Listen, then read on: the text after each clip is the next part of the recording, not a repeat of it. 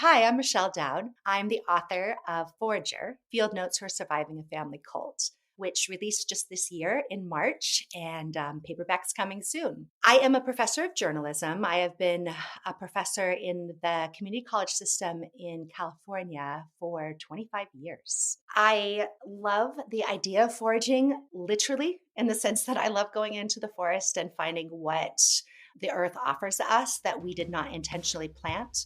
And I also love foraging metaphorically, which is finding what we need anywhere we are. Hello, and welcome back to another bonus literary edition of Generation Cult. I'm Deanna, and today we're celebrating the launch of another new book. This one was released in March of this year, and it's called Forager, Field Notes for Surviving a Family Cult. We have with us the author, Michelle, who's going to talk to us about how she did, in fact, survive a family cult that was started by and led by her grandfather.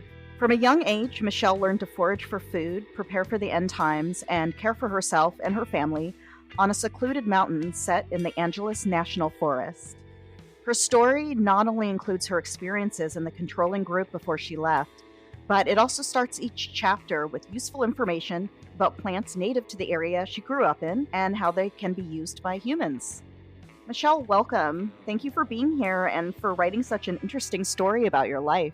Thank you, Deanna. It is a pleasure to be here. And I love the work that you are doing, having these conversations with so many different types of cult survivors. Thank you so much.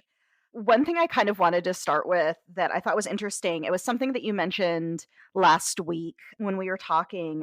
You mentioned that you didn't even think that what you grew up in was a cult until your publisher changed the title of the book to include the words family cult.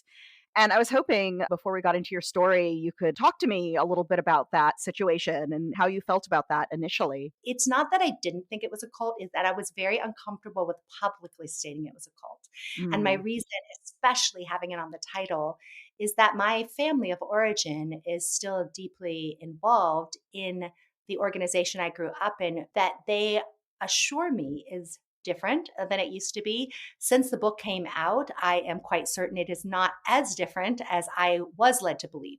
I have not been in this cult since I was 17 years old. So I was trying to protect my family by not bringing up a past that they disagreed with to some degree and they also thought was long behind them. And I Mm. thought that the title, having the word cult, would make my family very angry, which was indeed the case. What I think my publishers were correct about is that I was reluctant because I was trained to not use that word. And I was scared that if I used it, it was a direct violation of my family's edict. And what an interesting proof that it's a cult, Yeah. you know, to be afraid all these years later of angering them when they have been angered at me for decades, but it was like that was the final straw with my family of origin, just in terms of not acknowledging my personhood anymore, that I do not exist in the world. I'm so sorry. How do you feel about that now? Do you feel more comfortable with it? Have you embraced it more? Absolutely. I feel comfortable because I understand the kind of indoctrination that cults require and Mhm. how many survivors of cults there are out there. And I did not anticipate hearing from so many of they used to be young people, the people who were young people when I was a baby who have come back and talked to me about leaving the field. Also children who came after me who have left the field. But I've also been surprised at how many other high control groups, whether they were calling them cults or not, have now understood that embracing that language really helps understand how difficult it is to leave the mentality. And I think, a little ashamed of myself that I didn't understand prior to the coming out, like how important it is to be able to claim that, because then we can have a conversation with so many other people. Language matters. And when you're not given the opportunity to make choices for yourself as a child, it is sometimes difficult to make healthy choices for yourself as an adult. And owning that word has been really helpful and healing for me. Yeah, agreed, agreed. And also agreed about being concerned about using it throughout our whole season 3. It's something, we've discussed is people's relationship with the word, and it's so loaded. And I could see how it would make someone uncomfortable. I was super uncomfortable using it myself in the beginning as well. So that's certainly understandable. But yeah, that leads me to my next question. I was curious about how the response has been since your book was released in March. Well, I will just give a tiny bit of history that you'd have to be reading very closely to understand in the book, which is that my grandfather started this organization in 1931, which is almost 100 years ago now. And when he started the organization, the first 40 years, it was only men, and all the men were required to be celibate. Now, whether or not they entirely were is another story, but that was built into the integrity of the organization. My father joined in the late 1940s as a 12-year-old boy, and he was raised in that mentality. And it just so happened that by the 1960s, in 1966, my grandfather, his oldest daughter, was in her 20s, and he decided that he could not afford to let her go, but he also couldn't afford to have what he would consider an old maid daughter.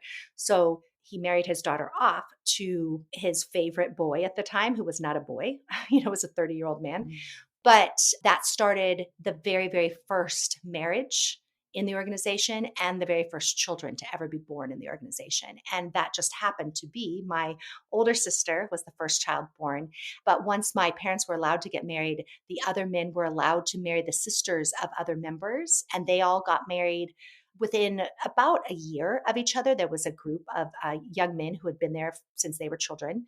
And those children were raised, the babies that they had, which, they basically had 9 months after their weddings, were my family. And of the first nine of us who were born there, I was the fourth, even though I'm only a year younger than my sister. There was four girls born that first year, and we were all raised together. And the first eight of those children are still there. I am the first one to leave. Now, many have left Wow. since. And I say this to point out that this organization still has such a hold over the indoctrination of these families that they still are marrying each other. Their children are marrying each other. As far as I know, nobody has biologically married or crossed any incest lines, but we were all raised as families. So nobody is allowed to marry anyone who was not raised within that system. And that there has never been a divorce of the people who got married on that property at the field. You have to be given permission to marry, including my parents. Nobody has ever been divorced since the first weddings in the 60s. And that is true even of a couple situations in which couples ended up getting excommunicated after their marriage and they still have stayed married. It is a very strong, strong, strong system. And so the followers who left that system were basically never heard of again. And as far as I know, and there has been many people who have said this to me, I'm the first person to talk publicly about this. Mm. And so the followers of the field who left in the 1940s and the 1950s and the 1960s, who I wouldn't have known, and even in the 1970s, have come back to me to tell stories of my grandfather, to tell me stories about my parents before they got married, before they had me, before they had my siblings. And it has been the most unexpected and rich and wonderful way to learn a little bit about the history of the organization and the history of my family. And in learning those things, I have come to understand the great degree to which this cult was contingent upon my grandfather being mercurial and cruel. I say that to say that the people who left have all stories of my grandfather being horribly cruel to them. The people who are there, including my older sister, say that my grandfather was loving and he was always kind. And my older sister says he loved me. And the people who are there, and I did interview my older sister, who I call Lisbeth in the story. I changed her name to protect her to whatever degree. And she is absolutely convinced that our grandfather and our parents were doing the will of God. And she's just not speaking to me because I crossed a line. As far as I know, she has not read the book. My father said he would not read the book, and he hasn't.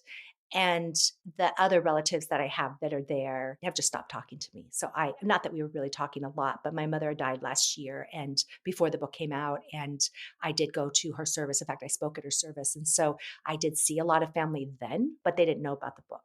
And now I'm no longer welcome.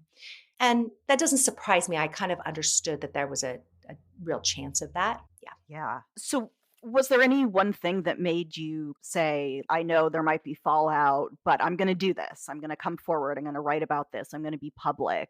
Or was it just something you slowly kind of came to over the years after you left? I think I pushed away the stories of my past as much as I could. I did not talk about them, for example, to friends or I mean, everybody in my life was new. I mean, I didn't keep any of the people from my past. And so I just sort of reinvented myself and I didn't talk about it for decades. And I had children young and I raised them in public school system and they knew a little bit about my past, but it wasn't their story and they weren't particularly fascinated by it. And I just thought, I don't know, it was a lot of baggage to put on them. So I think that that was part of it is just not talking about it. And then when my children started getting older and they started asking me questions and I couldn't answer them, I hadn't done the work to really understand myself where I had come from. And so I entered therapy a decade ago at least, and I started learning the language of emotion and learning the language of healing. And I think doing that work helped me be ready to talk about it when I unexpectedly had the opportunity. So I don't think I sought telling this story publicly. To be specific, what happened is I wrote an article for the New York Times and it got accepted rather quickly for the Modern Love column. And in the column that wasn't specifically about my upbringing, I brought up my upbringing. And for whatever reason, the story became rather popular and got shared 100,000 times by journalists, and it was passed around Mhm. quite a bit. And so I had multiple agents contact me about writing my story. And it just so happened that COVID hit just as I was trying to decide, because this was Modern Love was published in 2020. And I really didn't plan to write a book at all. And then I had an agent say, I really think I could sell this. And so during 2020, when COVID hit, I wrote a proposal and she sold the book within a week. Oh, The proposal. wow. And so then I had 9 months to write it. And I wrote the whole thing cover to cover in 4 months. Oh my So god, that's such an accomplishment. I know yeah, some people who it's been decades they've been working on their books, so that's amazing. yes, but I think I'd been working on it internally. I just didn't think about it as being something that was fit for public consumption. That Mm. being said, what I do by trade, I mean, I am a journalism professor, but I was also trained in creative writing and I taught in prisons and I've helped incarcerated people. And I mention this to say it's not just young people I work with. I work with people of all ages who have all sorts of backgrounds and helping them write about the things that they are most afraid to talk about has been part of my life's profession. And after you tell enough people that writing towards your fear is where the energy is, and then you have the opportunity to do that, it's hard not to listen to your own advice. So, yes, the writing of it and the construction, the craft of it came rather quickly. I have also spent my entire adult life working in this area and learning how to articulate storytelling and how to face fears. And so I think that's an important part of it. It's not like I did wake up one day and write the book, but I also have been preparing since I was 17. Let's talk a little bit about your subject matter. The group you grew up in was referred to as the field. Yes. Tell me more about the field. What was the belief system? Like, what did they base the community on? So I would say the easiest way to say this is that my grandfather was the charismatic leader and the only person who made decisions for this organization. I believe he started it because he was an orphan. He didn't have family. He needed a place to belong. I think he was more comfortable with boys than he was with families or with adults. And when he started it, he had been a Boy Scout leader and he didn't feel that the Boy Scouts were going far enough. And so he was taking boys up into the mountains to camp, for example, as a Boy Scout leader in his 20s. And then he decided to take some of those boys and start his own group. So it started basically out of a Boy Scout troop. And my grandfather had boys in 1931 who followed him until they died in the 1990s. One of the men who took out over for my grandfather lived to be 97, I believe. And he had stayed loyal to my grandfather and his teachings even after my grandfather died. But like his whole adult life was celibate, was a man who lived on the property of the field and did what my grandfather wanted. So I think that what the principle was was that my grandfather, who everyone called grandpa, would tell you what was right. Like he was the voice of God, that he was God's prophet. And he used the Bible. He certainly, followed to some degree Judeo-Christian values as we would deem them. But, if you've studied this, you know that there's a huge wide interpretation about what it means to be a Christian. Yeah. He didn't call himself a Christian. He thought Christians were watered down. I would say that the organization was more closely aligned with something like Amish or Mennonite, not incredibly Luddite, but even though we allowed technology, we also protected ourselves from the outside world. So you weren't allowed to go to school, for example. But they didn't know that at the beginning because what my grandfather started doing is indoctrinating boys in an after school program. And then he created a church that he ran, but the church was only for boys. Mm. And so he did that for decades. And it wasn't until families started getting born that he decided he had to create a school. And so he started a school for teenagers.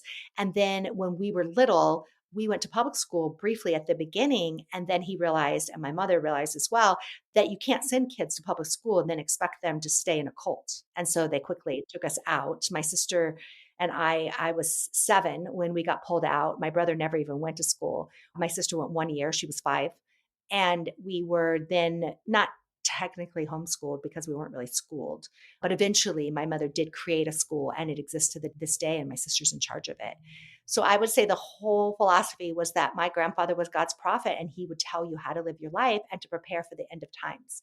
And that when the end of the world came, which they thought would happen in 1977, that we would be part of the army of God and that the 1,000 years of terror that reigned upon the earth, that we would lead an army of God that would defeat the demons. How did you end up living and foraging on a mountain, on a secluded mountain? Was this part of the end times preparation, or was this just something that your family did on their own? We did nothing on our own. So there's no such thing. But my grandfather, he sent his daughter and his daughter's family to this mountain that he had leased from the government and as a special use permit in 1947. So after World War II, there was a lot of land. There's 700,000 acres of national forest land in the Angeles National Forest. My grandfather got a small plot of that. It was only 16 acres, but it was surrounded by other forest. And he leased that for maybe $100 a year. And it's a 100-year permit. And so he was given 100 years to hold on to this land and to preserve it. He didn't own the land. He's leasing it from, oddly, the government. So that already existed. It just wasn't built up into anything. And we had no money and we had nowhere to live. And my grandfather sent us up to the mountain to teach my mom to teach people how to survive. And he would send boys from the field up there to get that kind of training. And so we lived there as a nuclear family. Now I say that, but also we had other boys living with us. We always had people living with us. And so maybe young men who they couldn't quite get with the system, they would send them up to the mountain, or maybe they were just really good at building or something. So I don't know. My grandfather would send other people up there to live with us. But most of the people from the field would come and go and learn this particular skill set and have spiritual kind of training up there on that mountain. But since it was my mother, we lived there. Yeah, and your mother was quite the naturalist, and it appears that she passed that along to you. One thing that I really loved about your book is that you started each chapter with some pretty useful information about how to use plants that you foraged for, in case, I guess, anyone reading wants to give it a try. You mentioned gooseberry, California black oak, snow plant, dandelion. It was just so interesting. What made you decide to include that information? Well, I really wanted to ground the story in a sense of place because I think that place is really important to cults in general. Like you have to declare like what is your setting in the world, not just in story. And I was also looking for what had sustained me in very difficult times living up there and having an illness and other things that were really difficult. And my mother was a person who had been raised by a cult leader herself. So I feel like my mother was definitely a victim. It's just that she found a particular way of surviving that she then used to perpetuate the cult, but not because she was bad, because she truly believed that she was preparing people for the end of the world. So she was doing work that she believed in, and she was truly self-taught. She was incredible in terms of her diligence and in her experiential learning. She would test everything. She would record everything. She took notes and she was just very thorough. And while she didn't technically educate us, like intentionally educate us, like she didn't say, Michelle, you need to learn this. She showed us by doing. And there was often not food. And so we would forage in order to not be hungry or to find food.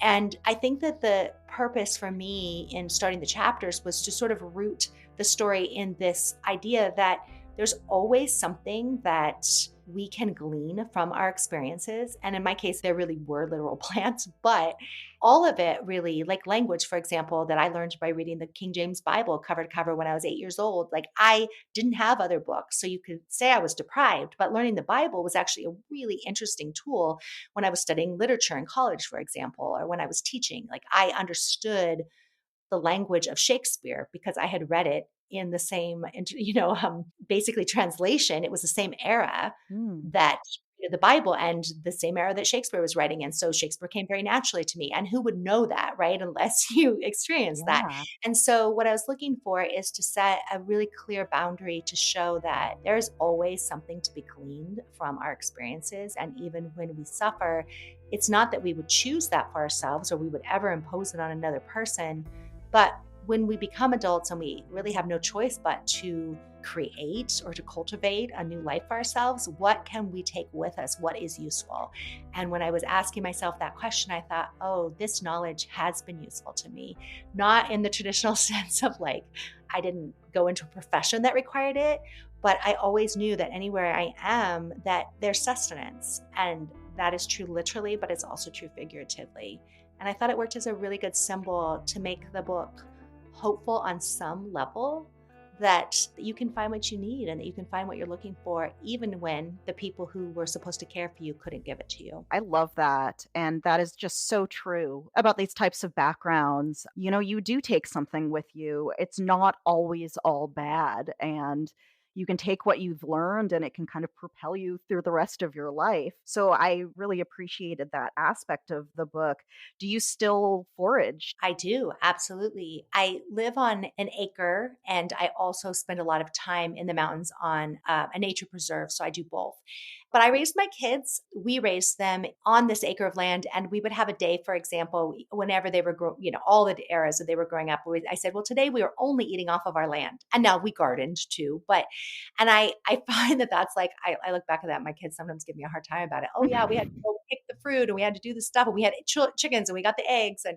But I have continued now to say that every single day I will eat something off the land that I didn't grow.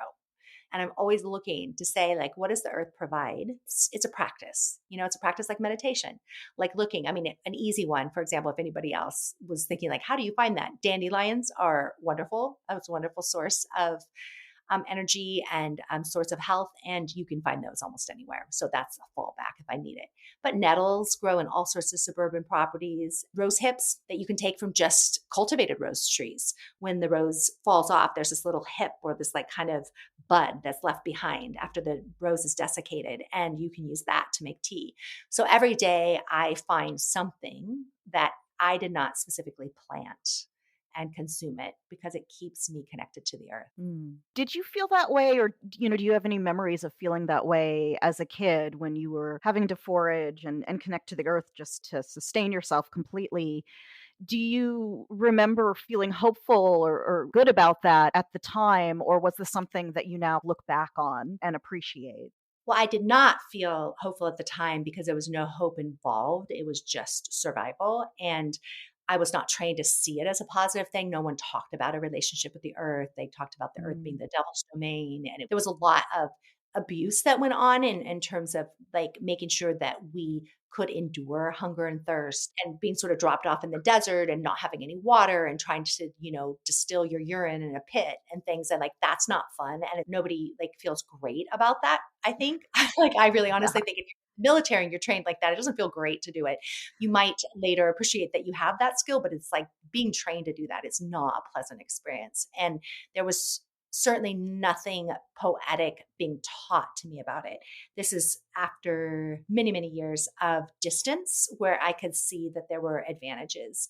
Unfortunately, it wasn't just learning to eat off the earth, it was also learning to deprive yourself of any comforts that modern technology would allow. And I think that being deprived was part of the plan, like being deprived of sleep, for example. We were very specifically sleep deprived. You needed to be able to jump up at the moment's notice when the trumpet sounded, for example. So, like, Mm. you had to never really allow yourself to be fully, deeply asleep.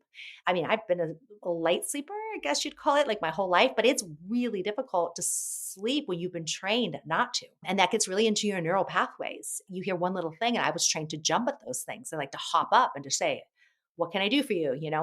It was a lot of training like that. So, and then there's also the great deal of fear because I believe that the devil was in the earth and that the earthquake, for example, we were literally on the San Andreas Fault. Mm. And, California is always having earthquakes, but also always predicting the big earthquake. So we were raised with a lot of fear about that. And we were taught that that might be the way that the second coming would happen. So I think being trained to be fearful of everybody else on the planet other than our small group, and then to be abused by the small group that you're in when you don't believe you can talk to anyone outside of that is, kind of a cruel way to be raised. Let's talk a little bit more about that. It sounded like being a woman in this group was challenging, to say the least, especially a very young woman or a child. I was hoping you wouldn't mind talking to me about what the specific struggles were in your group, just being female. There were far fewer females than there were males in the group, even by the time I was being raised in the 80s.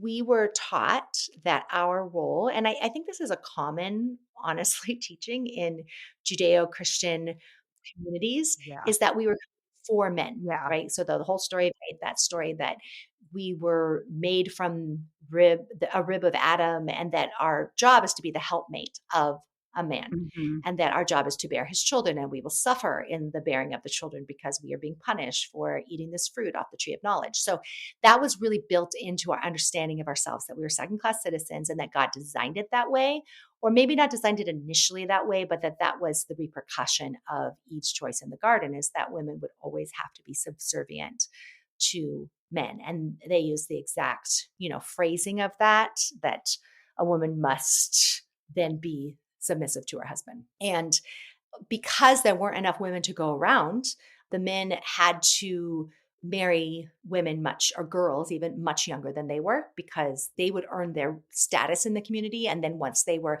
high enough up, grandfather would let them get married. And there just weren't enough women their age to be able to have some sort of ethical partnering, as I would say it. That's my term, not theirs. I don't think ethical partnering was available. And so it was very hierarchical. And so I saw that and I knew I did not want to be a part of that. Like, it felt really uncomfortable as a child to think about how I was going to have to marry one of those old men one day. And the truth is, I did marry an older man from the organization when I was like not very long after I left, because I didn't know better and I didn't know how to date. I was a virgin bride in the sense that I had never actually chosen. I was sexually abused when I was young, but I had never chosen to have a sexual relationship with anyone when I first got to college, because it was just so petrifying to me. I just didn't understand how you could trust anyone. And it took me a long time to learn that. So the things that sometimes we fear, we also allow in our lives because they're comfortable to us. Yeah, I mean, you're being raised in an isolated society that's telling you that basically you're property in a way, Yeah. and there's fear being used, and you could see how it could lead to that. And I understand you also had some health problems while you were there. Your family was forced to address the health problems despite wanting to avoid traditional medicine and hospitals. Yes. I had an autoimmune disease called idiopathic thrombocytopenia purpura. The basis of the disease, which is of unknown origin, they do not understand it. There's no genetic component to it. It's very unknown how someone develops this. I was 10 years old when I was hospitalized, and that is a common age, and it does affect more females than males. They do not know the cause. There has been some speculation, but it has not been proven that it is possible that sexual abuse could be a component, in the sense that the nature of the disease is such that your body creates antibodies against an invader, and that these antibodies cover things, like in my case, platelets, with antibodies, so that my own body was destroying my platelets because it was trying to get rid of a disease. And that's what our body does, is filters out the things that we don't want in our blood. and my body was filtering out more than it needed to and getting rid of all my platelets, which meant that I really had basically no platelets. And so if I even had a little scratch, it would bleed and not stop. There was no ability for my blood to clot. I was hospitalized. I was severely covered in bruises and petechiae. And a woman who she wasn't working as a nurse at the time, but she had nurse training. She was the mother of one of the girls my age, and she got me help. And then my mom was forced to deal with it because I was hospitalized. We were very fortunate to be part of the children's hospital system in Los Angeles. And we were part of the Ronald McDonald House charity that funded the kind of care that I needed. Once my family was gone, I was no longer beat. I was no longer sexually abused. Like I was safe in the hospital in ways that were a relief to me. That being said, I didn't trust anyone emotionally. So I would never have ever talked about what happened to me when I wasn't there. And I don't know that that's particularly uncommon either. It felt necessary for me not to talk. And so I spent about 3 years mostly in the hospital. And then I had my spleen removed. And that was experimental, but it did work in my case. And then I didn't go back to the hospital until I was 16. And that was for passing out. I had pneumonia. I was severely thin, probably anorexic, and was given food intravenously and nourishment. What I didn't say was why I was so thin. I mean, was it anorexia or was it starvation? I mean, what's the relationship between those two things when it's self imposed versus family imposed, you know? So those things become very complicated. Yeah. But that was new to the dialogue too. I mean, I know that women were dying of anorexia in the 1970s, celebrities were, but I still don't think it was part of the social dialogue that was really happening. Yeah, and I understand it wasn't just a survivalist thing that you were keeping your food intake low. From the impression I got from the book was that also just having women be thin was also a big thing. Yeah, and I think that I also felt that I was scared of having to get married if I had periods, and so keeping myself thin was a way to keep my periods from coming back. I would often, as a teenager, go many, many months without having a period, and I was very relieved when that happened, and that was conscious on my part. Like, I had gotten my period in the hospital, and then when I was back on the mountain, I felt that keeping my period away meant that I wouldn't have to get married Mm. and wouldn't have to have a child. But you did end up getting married, I know. I assume before you left. I actually got married right after I left Oh, to a man that I had known there. And the interesting thing is, I don't think I physically left, but I had not emotionally left. I had not psychologically healed. And he had known me when I was in the cult and I didn't know anybody. I was out in the world, like really alone. And he came to visit me right when I started college. And he is not proud of this, but I heard him say it. I'm still close to him. He said it the other day. He said he uses this phrase "barely legal," and I said you probably shouldn't say that. Like it makes you seem like a real predator. yeah. But he was also raised to believe that it wasn't. He had never been with a girl. He didn't know anything about a fact that a barely 18-year-old girl was not a woman. Like I just don't think he knew that in those days. And I was just a girl and I was alone in the world and I didn't know what to do. And it's really easy to think like when you get out, you're going to be free. But you can't be free if you don't have any money, you don't have any resources, you don't have any connections, you don't know the way the world works. Right. So I did, pay attention and learn how to learn, how to get educated. But that took a lot of time. It took me forever before I could trust anyone. And so, I married one of the cult members and had babies and thank goodness stayed in school and got educated simultaneously and started teaching college when I was 21. And I was doing a lot of moving very quickly and a lot of very desperate sort of a need to prove myself. And so I was working very, very hard to survive in the world as it was starting to open up to me.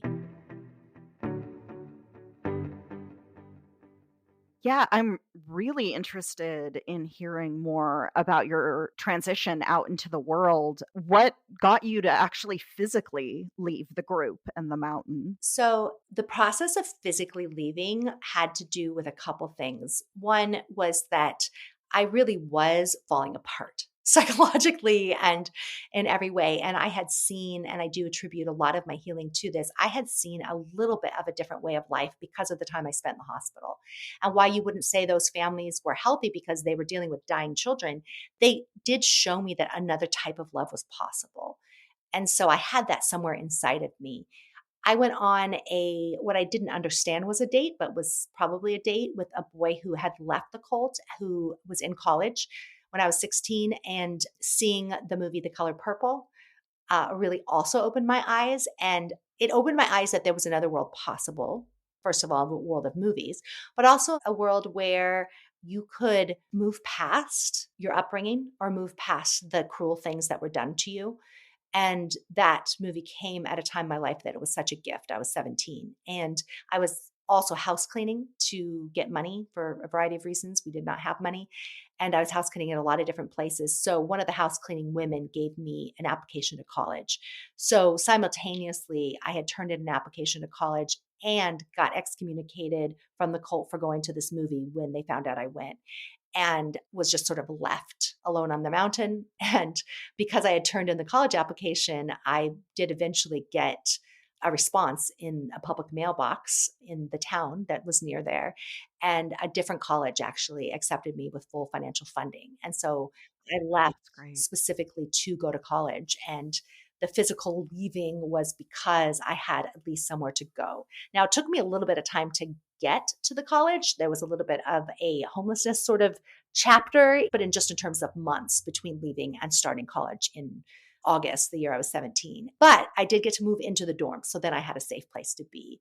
And unfortunately, I also was scared of everyone. And so I got married instead of like really experiencing what I could have done in college. And that is not a story I tell in the book. There'll be another book. And I'm Oh, excited about great. A sequel.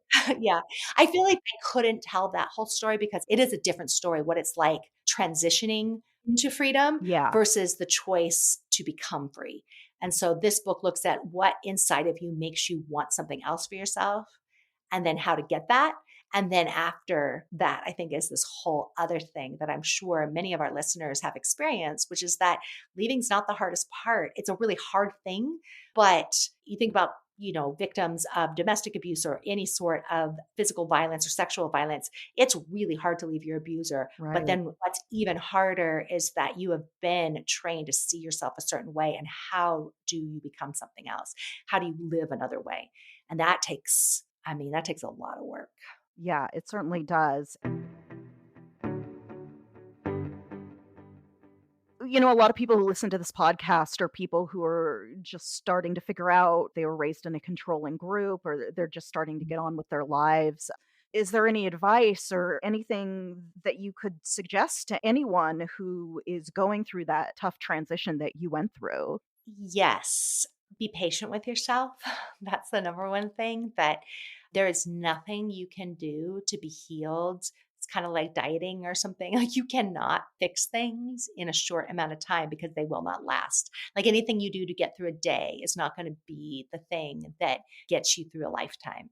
But that if you move in the direction of the things that are healing for you, and I'm using that in really broad terms. If someone has access to cognitive therapy, that's fantastic.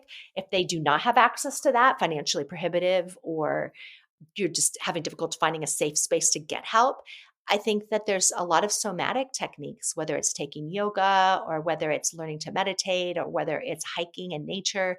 Like there's things you can do that give you a sense of peace, and removing yourself from the control and then learning what brings you a sense of peace in your own body.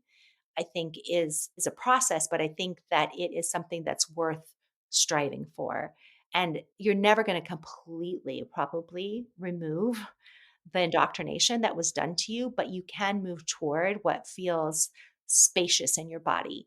And I learned this phrase called shackles on and shackles off. Like when you find yourself in a situation, what makes you feel like you just got trapped? Like, you just feel like those handcuffs were put on, like something in your whole body constricts. Mhm. And what makes you feel like it's opened up for you? Like you think like, oh, this tastes like freedom. This tastes like joy. This makes me feel expansive, and to move toward the things that open you and away from the things that make you feel small. Is there anything else you'd like to say? Well, I would say the most important milestone that I have reached in my entire life is understanding how many of us there are, and how if we had known that from the beginning, if I had been able to walk out of that space and found other people who had been through similar experiences. There are people I've met now since, that belong to the Children of God cult Hmm. who have very similar experiences in the late 70s and the 80s, like Yeah. simultaneously as I was having my experiences, that if I had met those people earlier on, I would have had so much more hope and I would have learned to trust sooner. And what a wonderful tool the internet is and podcasting is that can connect us to each other. And if anybody wants to reach out, you can reach me on my website. There's an email address there. I'm on Substack, I'm on Instagram.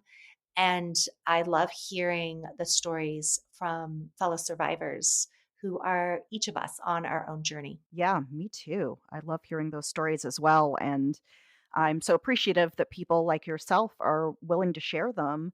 So, what's the name of your book again, and where can people find it? My book is called Forager: Field Notes for Surviving a Family Cult. You can find it anywhere books are sold.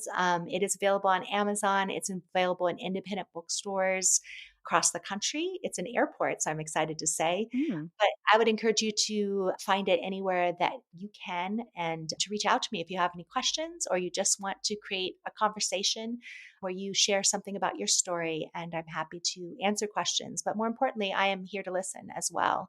And as I'm constructing another book and moving into new writing spaces, even on Substack, I think that's a great way to find each other because it's a little more long form than we get on social media. So if you have not visited Substack, you can find me at mdowd. If you type my name in, you'll find me. And I'm writing weekly posts that deal with aspects of foraging, either literal or metaphorical, and ways that we can heal in community with each other. thank you for that. And thank you so much for your time and talking with me about this today. Thank you, Deanna. And thank you all for listening.